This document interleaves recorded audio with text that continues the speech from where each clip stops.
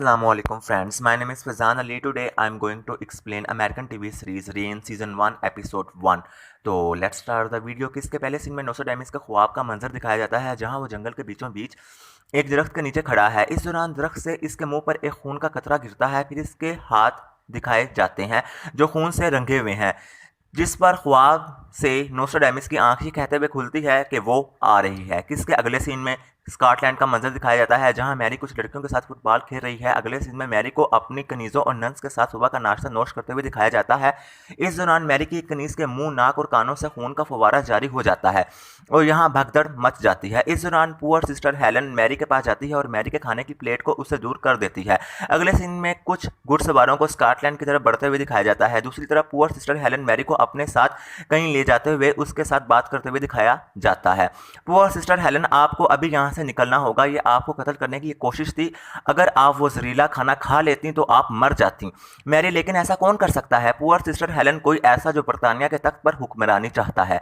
फिर मैरी को बताती है वो आपकी खाना चखने वाली कनीज थी। दूध पीना छोड़ने के बाद हमेशा से आपके हर किस्म के खाने को जहर आलूद होने के खदशे से आपसे पहले आपकी खादमाएं चखती आई हैं, क्योंकि आप हमारी यानी स्कॉटलैंड की मलका हैं। इससे अगले सीन में मैरी तैयार होकर अपनी क्याम गाह से बाहर आती है, जहां मैरी की कनीज़ें मैरी की तरफ देखकर आपस में सरगोशियां करने लगती हैं। इस दौरान मैरी पुअर सिस्टर हेलन के पास जाती है और उससे बात करने लगती है। मुझे नहीं लगता कि मैं स्कॉटलैंड को छोड़ने और फ्रांस जाकर फ्रांस के मुस्तकबिल के बादशाह से शादी करने के लिए तैयार हूँ। पुअर सिस्टर हेलन, वहाँ आपकी सहेलियाँ भी मौजूद होंगी जिन्हें आप अपने बचपन से जानती हैं। फिर कहती है आप फ्रेंच कोर्ट में महफूज रहेंगी। मजीद कहती है कि आप एक जवान लड़की हैं और फ्रांसिस एक नौजवान लड़का है। अब वो वक्त बहुत नज़दीक है जब आपके मजहब, आपके लोगों और स्कॉटलैंड की खातिर आपकी फ्रांसिस से शादी करवाई जाएगी। इस दौरान इन सब कनीज़ों के बीच से एक छोटी कनीज़ लड़की जिसका नाम रोज़ है नमूदार होती है और मैरी को एक तावीज़ देते हुए कहती है इसे अपने पास रखिएगा। मैंने सुना है कि फ्रेंच रॉयल कोर्ट में बहुत सी बदरुएं हैं जो लोगों को सजा देती हैं। फिर कहती है वहाँ एक लड़की है जिसका चेहरा तबाह हाल है, जिसे वो छुपा कर रखती है। जिस पर मैरी बच्ची को हौसला देते हुए कहती है मैं पहले भी फ्रेंच रॉयल कोर्ट रह चुकी हूँ, मैंने तो वहाँ कोई बदरू नहीं देखी। लड़की डरे हुए अंदाज में, और अगर उन्होंने आपको देख लिया तो। लड़की की ये बात सुनकर मैरी कुछ सोचते हुए अपनी बग्गी में बैठती है और अपने गार्ड्स के साथ फ्रांस की तरफ रवाना हो जाती है। अगले सीन में फ्रेंच रॉयल कोर्ट का मंजर दिखाया जाता है, जहाँ फ्रांसीसी तख्त का जानशीन शहजादा फ्रांसिस अपने नाजायज़ भाई बैश से बात करते हुए उससे अपने वालिद जानी किंग हेनरी के मूड के बारे में पूछ रहा है। जिस पर बैश फ्रांसिस को बताता है कि वो तुम्हारी बहन की शादी की तैयारियां करवा रहे हैं। फ्रांसिस, क्या तुम्हारी वालदा भी अंदर हैं। बैश, नहीं, अंदर सिर्फ शाही खानदान के अफराद ही मौजूद हैं। फिर मजाक करते हुए कहता है तुम्हारी वालदा बड़ी अच्छी फार्म में है, अब खुदा ही बचाए तुम्हें। इससे अगले सीन में अपने चैम्बर में मौजूद किंग हेनरी और मलका कैथरीन मैरी की फ्रांस में आमद के बारे में बहस व मुबाहिसा कर रहे हैं। कैथरीन, मैरी को तहफ़्फ़ुज़ फराहम करना चाहिए। हेनरी, तो तुम उसे अपने महल में खुफिया तौर पर रखना चाहती हो, जबकि हम सब जानते हैं कि वो तुम्हें एक आंख नहीं भाती। अब फ्रांसिस भी यहाँ पहुँच चुका है और अपनी हमशीरा को अपनी शादी के लिए तैयार होते हुए देख रहा है। यहाँ मौजूद हेनरी बात को आगे बढ़ाते हुए कैथरीन से कहता है मैरी की हमारी बेटी की शादी पर आमद हमारे स्कॉटलैंड के साथ इत्तेहाद को दिखाने का बेहतरीन मौका है। इससे आधे हम बरआज़मी शाहों का झुकाव हमारी तरफ हो जाएगा। कैथरीन, बहुत सारे इत्तेहाद एक बादशाह को कमज़ोर बना देते हैं। अपने वालिद और वालदा की ये बातें सुनकर फ्रांसिस हेनरी और कैथरीन की जानिब चल पड़ता है। फिर उनके पास पहुंचकर और अपने वालिद के साथ अदाब मुलाकात बजा लाने के बाद फ्रांसिस हेनरी से कहता है मुझे बुलाया था आपने। फिर कहता है या शायद मुझे अपनी शादी वाले दिन ही आना चाहिए था। आप लोगों ने मेरी बेगम का इंतखाब कर लिया है। क्या शादी की तारीख भी फाइनल कर ली है। हेनरी, तारीख भी फाइनल हो जाएगी जब मैं हुक्म दूंगा। फिर कहता है बरतानिया ने हमारे खिलाफ अपनी तलवारें निकाल ली हैं। इसके बाद हेनरी फ्रांसिस को मैरी की फ्रांस में आमद के बारे में बताता है, जिस पर फ्रांसिस कोई खास खुशी का इजहार नहीं करता। फ्रांसिस के इस फीके रिस्पॉन्स को देखकर हेनरी फ्रांसिस से तुमने कोई खुशी का इजहार नहीं किया, आखिर तुम लोग बचपन में एक दूसरे के साथ खेलते रहे हो। जिस पर फ्रांसिस ज़रा रूखे फीके अंदाज में, हाँ, उसकी पतली सी टांगें थीं, उसका सामने वाला दांत टूटा हुआ था और वो पुख्ता राय रखती थी। हेनरी, मुझे यकीन है कि अब उसका दांत वापस आ गया होगा, और राय का क्या है, उसे तुम नज़रअंदाज भी कर सकते हो। इसके बाद कैथरीन फ्रांसिस को मैरी की सहेलियों के भी फ्रेंच रॉयल कोर्ट में आने के बारे में बताती है। इस दौरान कैथरीन और हेनरी एक दूसरे पर तंज के तीर भी बरसाते हैं, जिस पर हेनरी हेनरी फ्रांसिस से कहता है, तुम्हारी बीवी के पास एक मुल्क और एक फौज है जिसकी तुम्हें जरूरत पड़ेगी। ये कहकर हेनरी यहाँ से चला जाता है। हेनरी के जाने के बाद कैथरीन फ्रांसिस को हौसला देते हुए कहती है, मैं ताज के साथ पैदा नहीं हुई थी, लेकिन ये मुल्क मेरे पैसों से चलता है। अपने वालिद को बादशाह बनकर बात कर लेने दो, लेकिन ये शादी तब तक नहीं होगी जब तक मैं इस पर हामी नहीं भरती, और मैं तुम्हारे साथ हूँ। तुम्हारी शादी तभी होगी जब तुम चाहोगे। अगले सीन में कैथरीन नोस्ट्राडामस, जो कि एक गैर मामूली खूबियों का हामिल शख्स है, उसके साथ बैठकर बात कर रही है। वो ये कि तुम्हारा इल्म मेरे बेटे फ्रांसिस के मुस्तकबिल के बारे में क्या कहता है। नोस्ट्राडामस, उनके बारे में मेरे दिमाग में कुछ धुंधली तस्वीरें हैं जिनके मायने फिल वक्त वाज़ेह नहीं है। कैथरीन, चलो इतना ही बता दो कि फ्रांसिस मैरी को पसंद करेगा, क्या वो फ्रांसिस को पसंद करेगी, और मैं अपनी बहू को कैसे कंट्रोल करूंगी जो पहले से ही एक मुल्क की मलका है। जिस पर नोस्ट्राडामस कैथरीन से उसके मैरी की ताकत से डर के बारे में बात करने लगता है और कैथरीन से सब्र करने की नसीहत करता है और उसे इंतजार करने का कहता है। इससे अगले सीन में मैरी की सहेलियों यानी लोला, कैना, ग्रीर और एली की बग्गी फ्रेंच रॉयल कोर्ट पहुंच चुकी है। इतने में मैरी भी अपने काफिले के हमरा फ्रेंच रॉयल कोर्ट पहुंच जाती है, जिसके बाद ये सब एक दूसरे से मिलने लगती हैं। अब हेनरी मैरी और उसकी सहेलियों को फ्रेंच रॉयल कोर्ट में खुशामदीद कहने के लिए अपनी मिस्ट्रेस डयाने के हमरा महल से बाहर आता है। अब हेनरी और डयाने का नाजायज बेटा यानी बैश यहाँ पहुंच चुका है। इतने में कैथरीन बिन नोस्ट्राडामस के साथ महल के बाहर आ जाती है और फिर सबसे आखिर में कहानी के हीरो यानी फ्रांसिस की एंट्री होती है। फिर इब्तदाई हेलो हाय के बाद फ्रांसिस और मैरी अपने बचपन के बारे में एक दूसरे से कुछ बातचीत करने लगते हैं, जिसके बाद ये सब महल के जानिब चल पड़ते हैं। इस दौरान कैथरीन नोस्ट्राडामस से फ्रांसिस और मैरी को लेकर उसकी पेशीन गोई के बारे में पूछती है, जिस पर नोस्ट्राडामस कैथरीन से कहता है ये फ्रांस की जिंदगी के लिए खतरे का बायस बनेंगी। अगले सीन में फ्रेंच रॉयल कोर्ट की एक सीनियर मुलाजमा लोला, कैना, एली और ग्रीर को महल में रहने के आदाब बता रही है। इससे अगले सीन में मैरी अपने और फ्रांसिस के बचपन के बारे में सोचते हुए महल के एक हुजरे की तरफ जा रही है जहां वो अपने बचपन में रहा करती थी। मैरी इस हुजरे में पहुंचती है तो उसे वहां फ्रांसिस लकड़ियों से कुछ सामान बनाते हुए दिखाई देता है। फ्रांसिस को देखकर मैरी, मुझे नहीं पता था कि तुम यहाँ हो। फ्रांसिस, जरा बरहमी से, तुम यहाँ क्या कर रही हो। मैरी, वैसे ही महल का मुआयना कर रही थी। तुम्हें याद है कि बचपन में ये मेरा कमरा हुआ करता था। फ्रांसिस, लेकिन अब नहीं है, अब यहाँ कोई भी नहीं आता। मैरी, हाँ, तुम्हारे अलावा। फिर फ्रांसिस के बनाए हुए लकड़ी के सामान को देखकर कहती है, क्या ये तुमने बनाई है। फ्रांसिस, हाँ, मैं यहाँ चाकू और तलवारें बनाता हूँ। मैरी, क्या ये फ्रांस का बादशाह बनने की शराइत में से एक है। फ्रांसिस, नहीं, ऐसी कोई बात नहीं है। मेरे ख्याल में हर इंसान, हत्ता के बादशाह के पास भी कोई ना कोई हुनर जरूर होना चाहिए। फ्रांसिस की इस बात पर मैरी, मेरे ख्याल में तुम एक दिन बहुत अच्छे और जिम्मेदार बादशाह बनोगे। फ्रांसिस, मुझे यकीन है कि ऐसा ही होगा, लेकिन मैं कुछ हकीकी हुनरों के बारे में बात कर रहा हूँ, कुछ ऐसे हुनर जिन्हें कोई आपसे छीन ना पाए और जिसे कोई विरसे में हासिल ना कर सके। बिल्कुल मेरे हरामी भाई बैश की तरह, जिसके पास बहुत सारे हुनर हैं। वो मेरे वालिद की रजामंदी से जो चाहता है सीख लेता है, जहाँ जाना चाहता है चला जाता है, उसे कोई रोकता टोकता नहीं है। उन्हें उसकी जान की इतनी परवाह नहीं है जितनी वो मेरी करते हैं। मैरी, क्योंकि वो कभी बादशाह नहीं बन पाएगा। फिर अपने हुनरों के बारे में बात करते हुए कहती है, मैं गाय और भैंसों का दूध धो सकती हूँ और आग के लिए लकड़ियाँ काट सकती हूँ। इसके बाद मैरी और फ्रांसिस के दरमियान उनके मुस्तकबिल के बारे में कुछ बातचीत होती है। इससे अगले सीन में फ्रांसिस अपने हुजरे में जाता है जहाँ ये लड़की फ्रांसिस के हुजरे में उसका इंतजार कर रही होती है। इस लड़की को अपने हुजरे में देखकर फ्रांसिस लड़की से, तुम्हें मेरे कमरे में आते हुए किसी ने देखा तो नहीं। लड़की, नहीं। इसके बाद ये लड़की फ्रांसिस की तरफ माइल हो जाती है। इससे अगले सीन में मैरी फ्रेंच रॉयल कोर्ट के बाहर बैठकर छोटे गोल पत्थर तलाश कर रही होती है। इस दौरान मैरी के कुत्ते को यहाँ अनजान शहर की मौजूदगी महसूस होती है, जिस पर वो भौंकना शुरू कर देता है और मैरी अपने कुत्ते को खामोश करवाने की कोशिश करने लगती है। इससे अगले सीन में मैरी फ्रांसिस के हुजरे में जाती है जहां वो एक दोशीज़ा के साथ मसरूफ होता है, जिस वजह से फ्रांसिस अपने कमरे का थोड़ा सा दरवाजा खोलकर मैरी से, मैरी, तुम यहाँ क्या कर रही हो। मैरी, मैं तुम्हारी तलवारों को सजाने के लिए ये पत्थर लाई हूँ। फ्रांसिस, हाँ, लेकिन अभी सही वक्त नहीं है, तुम्हें यहाँ नहीं आना चाहिए था। आइंदा मेरे कमरे में इजाजत लेकर आना। मैरी हैरत से, मुझे तुम्हारे इस रवैये की समझ नहीं आ रही। तुम इस तरह गुस्से से बात क्यों कर रहे हो। क्या तुम कमरे में अकेले हो या अंदर कोई है। फ्रांसिस आगे से खामोश है, जिस पर मैरी फ्रांसिस से, इसका मतलब अंदर कोई है। फ्रांसिस, अगर तुम फ्रांस की मलका बनना चाहती हो तो तुम्हें पता होना चाहिए कि बादशाह अपनी बीवियों को जवाब दे नहीं होते। मैरी से ये कहकर फ्रांसिस अपने कमरे का दरवाजा बंद कर देता है। अगले सीन में फ्रांसिस के हाथों बेइज्जत होने के बाद मैरी फ्रेंच रॉयल कोर्ट के बाहर आती है और अपने हाथ में मौजूद पत्थरों को, जिसे उसने फ्रांसिस की तलवारों को सजाने की खातिर इकट्ठा किया था, उन्हें दूर फेंक देती है। इस दौरान मैरी के कुत्ते को दोबारा से यहाँ कोई गैबी चीज दिखाई देती है, जिसके ताक़ुब में वो असेबी जंगल की तरफ भाग पड़ता है। अपने कुत्ते को फ्रेंच एयरपोर्ट से मुल्हिका जंगल में जाता हुआ देखकर मैरी भी उसके पीछे दौड़ पड़ती है। इस दौरान बैश मैरी के पास जाता है और मैरी को सयाह आसिफी जंगल में जाने से रोकते हुए कहता है, मैरी जवान शाही लड़कियां और रानियां महल से अकेले बाहर नहीं निकलती मैरी, लेकिन मेरा कुत्ता। बैश, उसे जाने दो, तुम उस जंगल में नहीं जाओगी। फिर कहता है, क्या तुम मेरी बात सुन रही हो मैरी? क्यों नहीं जा सकती मैं उस जंगल में? उस जंगल में है ही क्या सिवाय मेरे कुत्ते के जिसे मैं वहां से वापस लाने के लिए जा रही थी। बैश, उसे जाने दो, वो अपना रास्ता खुद ही तलाश कर लेगा और वापस लौट आएगा। इसके बाद इन दोनों के दरमियान अपने बचपन के मतलब कुछ बातचीत होती है। इस दौरान मैरी के चेहरे पर परेशानी के असरात देखकर बैश मैरी से, क्या तुम अपने कुत्ते के अलावा भी किसी वजह से परेशान हो मैरी? ये सवाल तुम्हें अपने भाई से पूछना चाहिए। बैश, उससे किस बारे में पूछूं मैरी? ये कि वो इतना मूडी और मुतकब्बर क्यों है? जिस पर बैश मैरी से कहता है कि हम सगे भाई नहीं हैं, हम दोनों में कुछ भी एक जैसा नहीं है सिवाय हमारे वालिद के, लेकिन मैं तुम्हारे ख्यालात का इजहार फ्रांसिस से जरूर करूंगा और बेफिक्र रहो, मैं तुम्हारे कुत्ते को ढूंढ लाऊंगा। इसके बाद मैरी यहाँ से चली जाती है और बैश सयाह खूनी जंगल की तरफ देखने लगता है। इससे अगले सीन में लोला अपने हुजरे में बात ले रही होती है। इतने में लोला का आशिक जिसका नाम कोलन है यहाँ आता है और लोला से अपनी मोहब्बत का इजहार करने लगता है। इससे अगले सीन में लोला और उसका महबूब कोलन मलका कैथरीन के हुजरे में उसके सामने बैठकर उससे बात कर रहे हैं। गुफ्तगू के दौरान कैथरीन लोला और कोलन से, ये कितना रोमांटिक जेस्चर है और तुम कह रही हो कि तुम्हारी मलका इस बारे में जानती है।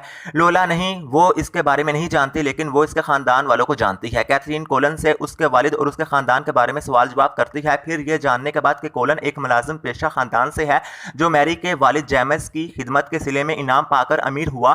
साजिशी मलका कैथरीन लोला को अपनी और कोलन की प्रेम कहानी के बारे में मैरी को बताने के लिए और उससे शादी की तैयारियां करने का झांसा देकर यहां से भेज देती है। लोला के जाने के बाद अब शैतानी चालों वाली मलका कैथरीन और कोलन कमरे में बाकी रह जाते हैं। अगले सीन में मैरी के हुजरे का मंजर दिखाया जाता है जहां एली मैरी से बात कर रही है। एली, तो बैश तुम पर गालिब आ गया। फिर कहती है, तुम्हें उसका यकीन नहीं करना चाहिए था क्योंकि यहाँ औरतों के दरमियान वो बहुत बुरी पहचान रखता है और उसकी कोई हदूद नहीं है। मैरी तंजिया अंदाज में, हो सकता है कि फ्रांसिस के खानदान में ही ऐसा चलता आ रहा हो। मैरी की इस बात के पीछे छुपी तंज को भांपते हुए एली मैरी से, क्या तुम्हारा फ्रांसिस से कोई झगड़ा हुआ है? जिस पर मैरी एली की इस बात को टाल देती है और आज रात होने वाली फ्रांसिस की बहन की शादी की तकरीब के लिए तैयार होने की खातिर एली को उसके कमरे में भेज देती है। एली के जाने के बाद मैरी खुद भी तैयार होने की गर्ज से अपने हुजरे के श्रृंगार मेज की तरफ जाती है जहां उसे छोटे गोल पत्थर दिखाई देते हैं जिन्हें उसने फ्रांसिस की तलवारों को सजाने की खातिर इकट्ठा किया था और जिन्हें उसने फ्रांसिस के हाथों जलील होने के बाद फ्रेंच रॉयल कोर्ट के बाहर फेंक दिया था। इस दौरान मैरी को अपने कमरे के एक कोने से आहट महसूस होती है जिस पर मैरी आवाज के ताक़ुब में चढ़ पड़ती है। फिर आवाज का पीछा करते हुए मैरी अपने कमरे के इस पर्दे वाले दरवाजे के पास पहुंचती है। मैरी की मौजूदगी को इस पर्दे वाले दरवाजे की दूसरी जानिब जानकर ये गुमनाम गैबी चीज मैरी को नसीहत करते हुए मैरी से कहती है, मोहब्बत और गम का जायका चखना लेकिन शराब मत पीना। गुमनाम आवाज की यह बात सुनकर मैरी इस पर्दे वाले दरवाजे के अंदर दाखिल हो जाती है, लेकिन अब यहाँ कोई भी नहीं होता मां सिवाय एक अंधे पथरीले पुराने रास्ते के। इससे अगले सीन में फ्रेंच रॉयल कोर्ट में तकरीब का समा है जहां फ्रांसिस की बहन और उसका दूल्हा डांस कर रहे हैं। इस दौरान कोलन अपने हाथ में मौजूद जाम के 2 गिलास उठाए मैरी की तरफ चलना शुरू करता है। फिर मैरी के पास पहुंचकर कोलन जाम के एक गिलास को मैरी की खिदमत में पेश कर देता है। लोला इस पूरे सीन को दूर से मुलाहिजा करने के बाद कुछ परेशान दिखाई दे रही है। दूसरी तरफ मैरी कोलन का लिया हुआ जाम पीने ही लगती है कि उसे अपने कमरे में मौजूद गुमनाम आवाज की शराब ना पीने वाली नसीहत याद आती है जिस पर मैरी अमल करते हुए अपने हाथ में मौजूद शराब के गिलास को चुपके से अपने करीब मौजूद टेबल पर रख देती है। इसके बाद मैरी अपनी सहेलियों के साथ मिलकर डांस करने लगती है। इस दौरान फ्रांसिस को अपनी तरफ तकता हुआ देखकर मैरी को दोबारा से अपना और फ्रांसिस का बचपन याद आ जाता है और वो एक पल के लिए बचपन की यादों में खो जाती है। फ्रांसिस और बैश अभी भी उम्मीद भरी नजरों से मैरी की तरफ देख रहे हैं। इस आंख मचोली के बाद मैरी अपनी सहेलियों के साथ फ्रांसिस की बहन की शादी की पहली रात की बेपर्दा रस्मात को देखने के लिए चली जाती है, जिसे देखकर कैना खुद पर काबू नहीं कर पाती और अपनी सहेलियों को यहाँ छोड़कर बेलगाम घोड़े की तरह भाग पड़ती है और फिर अपने ही जैसे ठरकी बादशाह हेनरी से टकरा जाती है। आगे आप काफी समझदार हैं।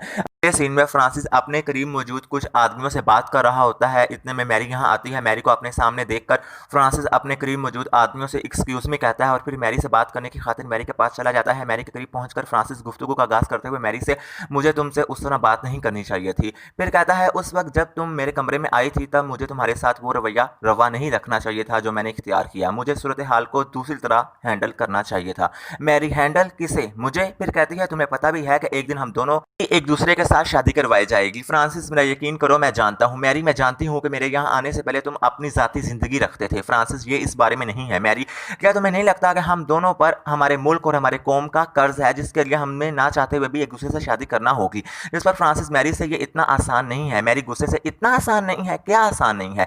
फिर कहती है हम तब से एक दूसरे से मंसूब है जब हम सिर्फ 6 साल के थे। फ्रांसिस, मैं मानता हूं कि तुम खूबसूरत, ज़हीन और लाजवाब हो, लेकिन इससे कोई फर्क नहीं पड़ता। जिस बात से फर्क पड़ता है वो ये है कि मेरे मुल्क फ्रांस के लिए क्या अहम है, और इस वक्त हमारा स्कॉटलैंड के साथ इत्तेहाद फ्रांस को तबाह कर सकता है। मैरी, तो तुम मुझसे शादी नहीं करना चाहते, और तुम ऐसा शुरू से ही नहीं चाहते थे, है ना? फ्रांसिस, चीजें बदल सकती हैं मैरी, इसका मतलब कि मुझसे शादी करने का फैसला तुम्हारा नहीं था। तुम अपने वालिद के कहने पर यह सब कर रहे थे। फ्रांसिस, तुम अभी उन्हें भी हमारी शादी करवाने के लिए जल्दबाज नहीं पाओगी। ये तमाम मंगनी वाला ड्रामा हमारे स्कॉटलैंड के साथ ताल्लुक को बरकरार रखने के लिए रचाया गया था। हालांकि मैंने शर्तिया तौर पर कहा था कि हम कहीं और से मदद हासिल कर लेंगे, लेकिन उनका कहना था कि हमें स्कॉटलैंड की ज़रूरत पड़ेगी। फिर कहता है मैं जानता हूं कि तुम ये सुनना नहीं चाहती। मेरी मायूसी से, तुम मुझसे मोहब्बत नहीं करते। तुम अब तक खुद को मुझसे मोहब्बत करने पर रजामंद नहीं कर सके। फ्रांसिस, मोहब्बत गैर ज़रूरी चीज़ें हैं हम जैसे लोगों के लिए। फिर कहता है मैं सिर्फ तुम्हें इंतज़ार करने का बोल रहा हूँ। मैरी, इंतज़ार करूँ कि चीज़ें फ्रांस के हक में किस तरह बेहतर साबित होती हैं? फिर फ्रांसिस को उसी की ज़बान में जवाब देते हुए कहती है लेकिन तुम कोई अकेले नहीं हो, एक मुल्क के साथ किसी और के बारे में भी सोचा जा सकता है। ये कहकर मैरी मायूसी से यहाँ से चली जाती है।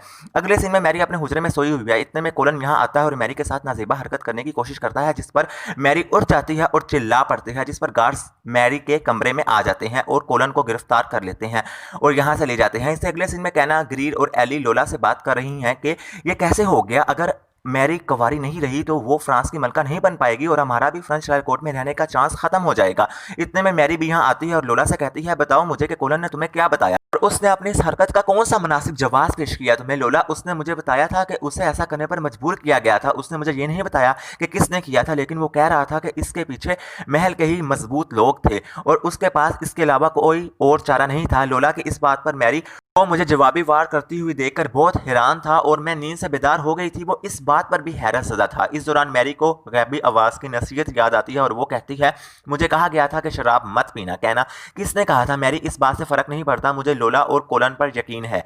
मैरी की इस बात पर लोला उम्मीद भरे अंदाज में मैरी से कहती है मैरी प्लीज़ बचा लो उसे। अगले सीन में मैरी फ्रेंच रॉयल कोर्ट के कमराए तख्त में किंग हेनरी और मलका कैथरीन के सामने खड़ी होकर गुज़श्ता रात में खुद पर होने वाले हमले में उनकी हिफाजत का शुक्रिया अदा करते हुए कोलन का अपने मुल्क का बाशिंदा होने का जवाब पेश करते हुए किंग हेनरी और मलका कैथरीन को उसे कोलन से मिलवाने की दरख्वास्त करती है, जिस पर कैथरीन मैरी से अपने गद्दार से मिलने की वजह दरियाफ्त करती है। मैरी, क्योंकि वो मेरी बहुत करीबी सहेली की मोहब्बत है और अगर मेरी किसी हरकत से उसे गलत तासुर गया है तो कैथरीन ध्यान से बेटा, क्योंकि अगर किसी को यह पता चल गया कि तुम कोलन से मिलने की दरख्वास्त कर रही हो तो मुझे खदशा है कि तुम अपनी इज्जत गवा बैठोगी और तुम्हारी इस हरकत से तुम और तुम्हारी आल औलाद तक पर हर किस्म के हक से भी हाथ धो बैठेंगे। लेकिन मैरी कोलन के साथ मुलाकात करवाने के इसरार को जारी रखती है, जिस पर हेनरी मैरी को बताता है कि कोलन आपकी और फ्रांसिस की मंगनी को तोड़वाने और फ्रांस और स्कॉटलैंड के इत्तेहाद को तोड़ने के अंग्रेजी मंसूबे पर काम कर रहा था।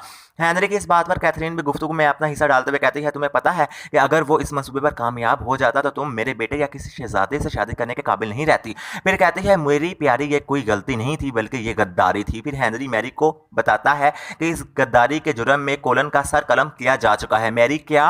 अगले सीन में मैरी लोला के पास जाती है और उसे कोलन की सरकलमी के बारे में बताती है। अपने महबूब की मौत का सुनकर लोला खूब रोती है। इस दौरान मैरी लोला से सॉरी बोलती है, जिस पर लोला मैरी को कोलन की मौत का जिम्मेदार ठहराते हुए कहती है ये सब तुम्हारी वजह से हुआ है, जो भी तुम्हारी जिंदगी में आता है उसकी जान खतरे में पड़ जाती है। यहाँ तक कि लोला मैरी को अपनी फ्रेंड लिस्ट से अनफ्रेंड करके मैरी को सीधा अपनी मलका और खुद को उसकी कनीज होने का ताना भी मार देती है। इससे अगले सीन में बैश आसिबी जंगल से मैरी का कुत्ता ढूंढ कर लाता है, जिस पर मैरी फ्रांसिस और लोला की कड़वी कसेली बातों का असर लिए अपने कुत्ते से लिपट कर रोने लगती है।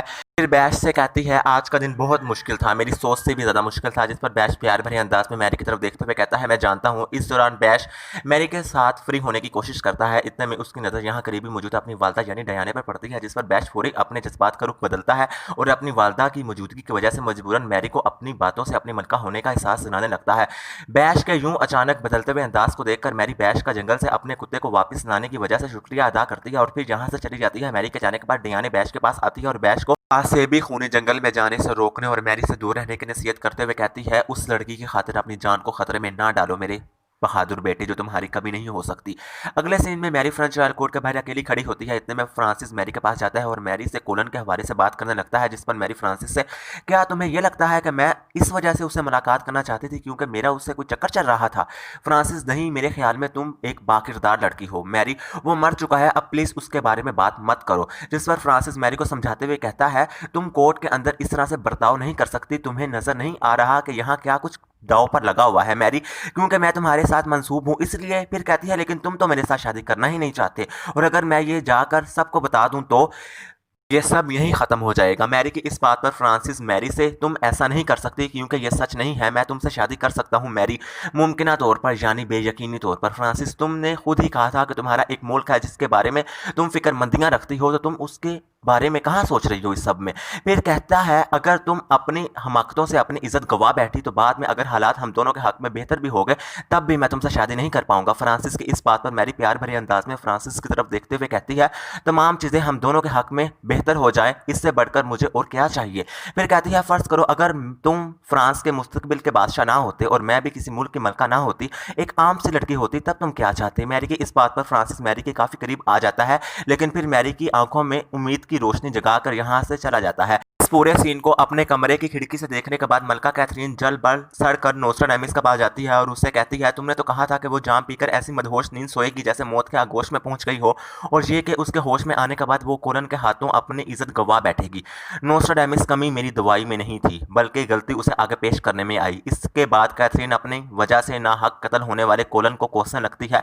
फिर कहती है, क्या तुम्हारी पेशीन गोई बदली? नोस्ट्राडामस, नहीं, मैरी आपके बेटे की मौत की वजह बनेगी, आप मंजरनामे को बदल नहीं पाई, आपको मजीद कुर्बानियां देनी पड़ेंगी। किसके आखिरी सीन में मैरी अपने अनजाने गैबी दोस्त से बात करने की खातिर फ्रेंच रॉयल कोर्ट की एक फसील पर खड़ी है। इतने में मैरी को यहाँ अपने अनजाने साथी की मौजूदगी महसूस होती है, जिस पर मैरी, मैं नहीं जानती कि तुम कौन हो और तुमने अपना चेहरा क्यों छुपाया हुआ है, मगर तुम्हारे मशवरे ने मेरी जान बचाई है। फिर अपने मसाइब के शिकार हालात का तस्करा करने लगती है। मैरी की इस बात पर आसमान पर जोर से बिजली कड़कती है, जिस पर मैरी अपने पीछे मौजूद अपने अनजान साथी से, क्या मेरी तरह तुम भी मुसीबत में हो? यहाँ एपिसोड खत्म हो जाता है। तो फ्रेंड्स, ये थी मेरी आज की वीडियो अच्छी लगी तो लाइक, कमेंट और चैनल को सब्सक्राइब करना ना भूलिएगा। अगली बार ड्रामे की दूसरी एपिसोड के साथ हाजिर हूँगा, तब तक के लिए अल्लाह हाफिज़।